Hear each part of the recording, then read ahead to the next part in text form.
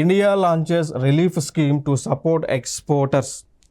So ఎవరైతే ఎగుమతి చేస్తూ ఉన్నారో, ఎవరైతే వివిధ వస్తువులను వివిధ దేశాలకు ఎక్స్పోర్ట్ చేస్తూ ఉన్నారో వారి యొక్క భద్రత కోసం రిలీఫ్ అనేటువంటి ప్రోగ్రామ్ని గవర్నమెంట్ ఆఫ్ ఇండియా లాంచ్ చేసింది.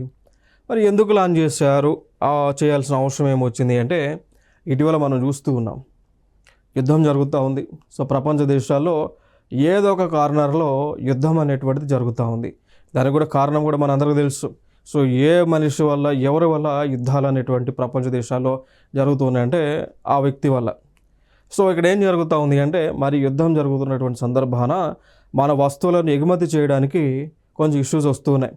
లైక్ మ్యారిటైమ్ మూమెంట్లో, మ్యారిటైమ్ ట్రాన్స్పోర్టేషన్లో, సముద్రయానంలో మనకి కొంత ఇష్యూస్ వస్తున్నాయి.